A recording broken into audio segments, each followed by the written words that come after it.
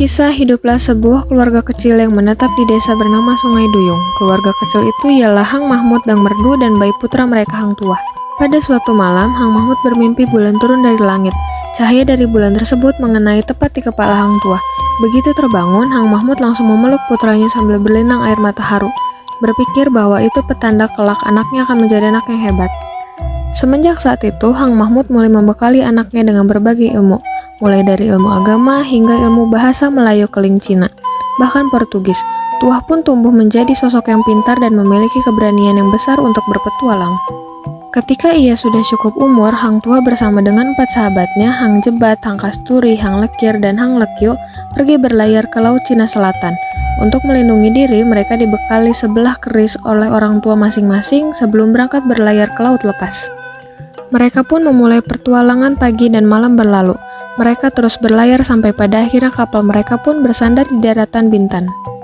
Ketika sedang berjalan menyusuri hutan di Pulau Bintan, mereka menemui seorang lelaki yang sedang dikerumuni oleh segerombol perampok. Melihat itu, mereka langsung melompat untuk menyerang perampok-perampok yang membuat kegaduhan itu.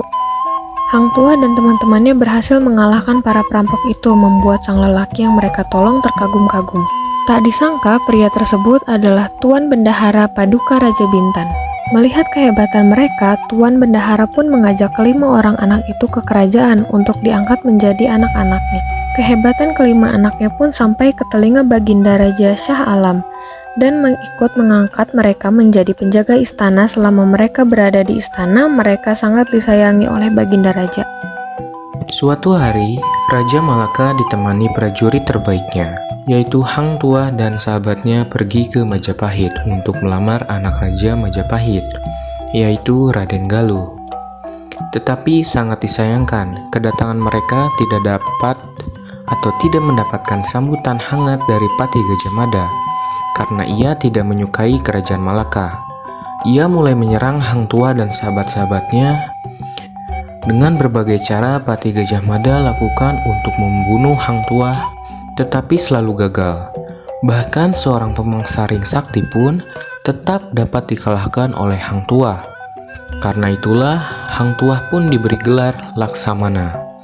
Di sisi lain, Hang Jebat iri atas pencapaian Hang Tuah, dan ia berniat untuk menjebaknya. Hang Jebat mengetahui bahwa Hang Tuah dan Tun Teja, seorang dayang istana, saling mencintai. Ia lalu menyebar fitnah bahwa Hang Tuah dan Tun Teja berzina. Raja Malaka pun marah besar dan menjatuhkan hukuman mati untuk keduanya. Tetapi sebelum hukuman tersebut dijalankan, Tuan Bendahara yang sangat menyayangi Hang Tuah menyembunyikan Hang Tuah di sebuah hutan di hulu Malaka, bagai memancing di air keruh.